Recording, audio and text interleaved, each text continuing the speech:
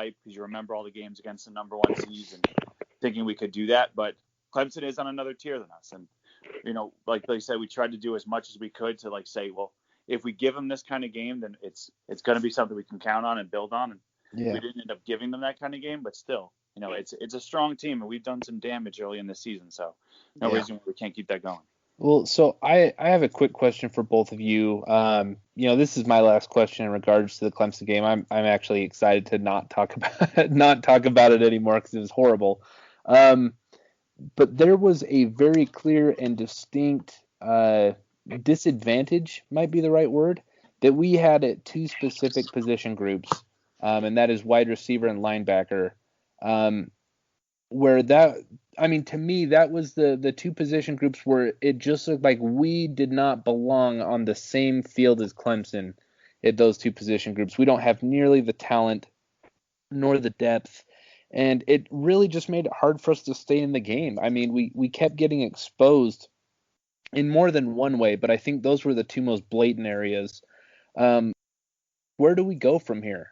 How do we rebuild this wide receiver room, and what do we do for the rest of this season? So I'll start. I think with, specifically the wide receivers, they're just not a physical bunch. They don't fight for those 50-50 balls. They have trouble, using their bodies to, create a little contact to box out the cornerback. They're just not a physical group. And, Clemson knew that, and they knew that they had the speed to run with them. And they knew that once the ball was in the air, that they were going to win those matchups.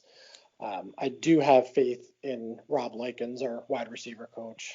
He knows talent. He's had 2 first-round draft picks recently. So it may take some time to get this room right. The guys may be on the roster in terms of our, younger guys, our true freshmen that just came in our incoming class.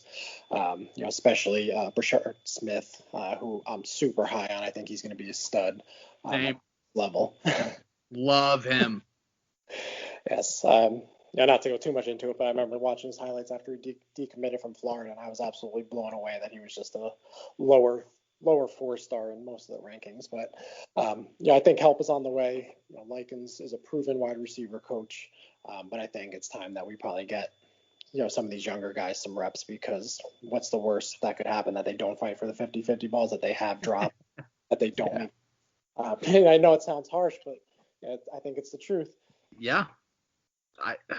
I mean, Chris, go ahead. Chris, give your thoughts on the wide receiver room, because I am thoroughly disappointed in them. I thought Mike Harley was going to have a much bigger season. Both Jordan and I had D. Wiggins as a breakout star, and I think he may or may not play this Saturday. I know that I've heard rumblings that he's hurt. But give me your thoughts on the wide receiver room. Well, I think the first thought I had when Rob Likens came in was all the excitement because of all the great things he had done, especially at Arizona State, turning these guys into number one picks. And, we really think about it, it takes so much to have a guy become that level. And the most important thing is the want to be great and the want to be an elite wide receiver.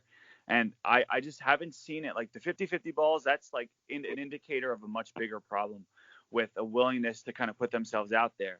And I know it's kind of picking at something odd, but just in terms of physicality, how much weight and muscle have these guys put on since they've been at Miami? You got to figure a couple years in a college weight room that these guys would be ready to roll physically, especially 3 years in. That's about the time when the NFL starts kind of looking around and you expect these guys to be pro level. And I just haven't seen it. Meanwhile, you have X coming in who's already looking like he's physically ready to play college ball. Michael Redding was physically ready to play college ball when he was at IMG, because that's what they get them ready to do. So you have guys that physically look like they can go out there and thrive. So I would let the young guys out there. Same thing for the linebacker room. You can't be worried about guys that aren't producing. You have to be worried about guys who are going to produce. And I would give the young guys all the opportunities in the world to take those spots. I think you I could not agree more with that point. I know that a lot of people, when you talk about the linebacker room, Zach McCloud, he's coming, he came back for his 5th year, this is why he came back. But I'm like, he's not doing anything. Yeah. I mean, yeah. It sucks to say, because We actually had an NFL draft guy come on the show probably like back in March or April. He said that, he was going to be more productive. Zach McLeod would be more productive than Shaq Quarterman was and Pinckney was their senior years. And I was super, super excited for McLeod and just to see him. But, man, when you watch the tape and you watch the game film, it's shocking how slow him and Jennings are. And it sucks to say, but do you guys want to see? Would you guys be surprised? And Bill, you answer first. Would you be surprised to see, or I guess, do you want to see Sam Brooks start on Saturday? Yes, yes. I think Sam Brooks should have been starting from the very beginning. And we talk about the linebacker room. I think the linebacker room has the answers in it. They just need to get on the field. One of my thoughts on this game was, Clemson exposed us by playing sideline to sideline, throwing the flat tight ends and letting their guys be faster than ours because our linebackers are slow. We're the University of Miami. We're born with speed at linebacker. It used to be, crazy talk to say, okay, we're going to attack them, going laterally. Because we would just hunt them down, but now that's how you expose us. So if I was Baker and Packey and Manny, Sam Brooks would be starting, and I would also be looking, to start someone else as well, whether that's Corey Flagg, whether it's working in Tyreek Austin-Cave who can run, Avery Huff. I know that there's issues maybe learning the playbook, but the mistakes that are being made. It's not just physical with this linebacker duo of Jennings and McLeod. It's mental too. They don't know who to cover. We posted a clip, on Sunday morning of the second Galloway touchdown. McLeod is dancing, going sideline to side, or going side to side. He doesn't know where to go, and next thing you know, you're walking in for an easy touchdown. So there's mental mistakes too, in addition to the physical ones. And like I said about the wide receivers, why not throw out a younger guy and see if they can match it? Because what's the worst that could happen? I couldn't. Yeah, go ahead, Jordan. I couldn't agree more with what you're saying. I mean, one thing I've noticed with McLeod, like you said, on the mental side of things, like his reaction time is just slow. So even when he is diagnosing a play, like it's just like he gets off the line slow. He's I don't know, man. I'm frustrated. I wasn't high on McLeod coming into this year because I just figured he's like, why would we expect him to be two guys that have been ahead of him on the depth chart for the last 4 years? So I'm with you. I really want to see Corey Flagg and Tyreek Austin-Cave get some burn, and there's just it couldn't be much worse right now. I mean, really, the four of us could be the two deep at linebackers, and it really wouldn't be much worse. So I expected. I was surprised. When I was covering the team during fall camp just a few months ago, and McLeod was speaking so high of Bradley Jennings Jr. That was really, it wasn't shocking, but I was definitely pleasantly surprised. I don't think anyone really expected him to go into a starting role at the beginning of the year. I personally thought it was going to be Sam Brooks. I think a lot of us did. I want to ask you your guys' opinion on the offense. Obviously, 210 yards of total offense is not going to get it done. I think we were all a little shocked to see that decrease of production from the first 3 weeks to Clemson. Obviously, it's Clemson. They're a very well-coached team. But do you see Pitt playing us and the rest of the teams on our schedule? Do you guys see their defense playing us very similar to Clemson, when they're stacking the box and everything like that? Well, for sure they're gonna go off the game plan that Clemson kind of laid out for everybody. And you guys were talking before about the two positions where it really stood out where we weren't as good as Clemson. I viewed it from there was three spots where their guys guarding our guys, or their guys up against our guys were at a clear disadvantage. Or we were at a disadvantage with our linebackers versus their back at ATN. It was no shot. Our receivers against the physicality of their corners, no shot. Our offensive line against their defensive line was just as much of a physical mismatch as anything else that we saw, which was really the most concerning thing, because that's some place where we saw progress early in the season. we started kind of thinking like, maybe this could be something. But I think we saw a few spots, especially on the interior.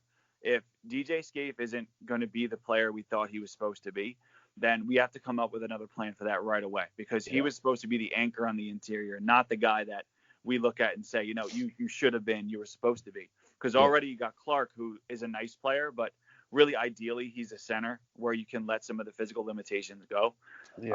So you have those guys out there, which makes it tough. And then you have Pitt, who has an outstanding defensive line too, and they're going to do their best to kind of muck things up in the middle, and they're going to send linebackers in support, and they're going to make a ton of tackles for loss like Clemson did. So I think we have to figure out a way to get De'Aaron King either moving laterally off the snap to keep them from being able to rush upfield so quickly like they were against Clemson, or at the very least start doing some pop passes over the middle to keep the linebackers more honest. So I wanted to ask you a question piggybacking off of that. You mentioned that we saw some offensive line progress. I didn't love our pass protection against UAB. I thought it really picked up, especially against Florida State. I thought Louisville, our pass blocking was a little shaky still, even though the run blocking was much better. How much of that do you think is scheme versus actual talent, the progress we saw? Because I got in a lot of trouble for saying this on Twitter, but I just said, like, our offensive line doesn't look more talented than last year. It just looks like, between Garen Justice and Rhett Lashley, we have a smarter game plan and how to utilize our linemen and, minimize what, like, the problems that are going on. But really, there's been times where we look like the same sorry squad from last season. Yeah, I think it's a little bit of both. We had a young offensive line last year. They're just going to be naturally better because they're bigger. They've been in the program. They know what to be used to in terms of the talent that they're facing. The scheme definitely helps. I think when we play defensive lines like Clemson and probably on Pitt on Saturday, they're going to expose the talent because they're two of the best defensive lines in the country. When we're playing UAB and Louisville and Florida State, where their defensive lines aren't that good, the scheme's really going to take over, and we're going to be able to play fast, and King's going to get the ball out quick. We're going to be running, but once Clemson really dominated the offensive line, we had no counter for that whatsoever. So we're going to learn a lot on Saturday, about the team in general, but specifically about the offensive line. Can they learn from what went wrong against Clemson and, learn how to counter, those different pressures and stunts and everything that's going to be thrown their way. Yeah. Chris, what do you think? Well, I think a big part of it is the scheme is so vital to have these guys succeed. And I think Lashley can do that, but it was just one of those days where Venables was so into our game plan and knowledgeable of what we wanted to do, probably because Auburn and Malzahn had played such high profile games over the years against such elite opponents that he had a lot of stuff on tape for the kinds of offenses that Lashley would probably want to utilize. And he made our guys second guess things that they were doing more naturally in the first 3 weeks and they tried to learn in the last little bit of summer. Had we had spring to get some momentum together and had these guys develop chemistry, it probably would have been a little bit different. But Venables knew the deal, and he sent guys at us that we didn't expect and we didn't know how to adjust to. Against Pitt, we need to make sure that we have, much like Zach McLeod has issues whenever he has to think, and he can't just react instantly because his feet start going all over the place. We need to make their guys think and not just immediately react and rush upfield. And it's doable with Lashley's offense. We saw some of the things that he was able to do, like running that QB power and then giving Cam Harris all those options because people are still worried about the QB power early in the season. That's the kind of stuff that we have to do to let them think that there's 2 options, 3 options that come out of each alignment, each potential play call. So they can't tee off in the way they were. And Lashley can do it. We just got to see the team execute. I know I'm switching back and forth between the offense and defense, but a lot of people were unhappy with Blake Baker after Saturday's performance, and I think a lot of people have been questioning his defense really since he got here, but especially this season.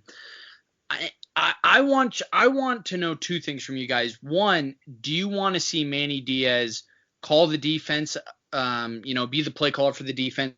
And 2, if Blake Baker obviously he has to improve in play calling for the defense.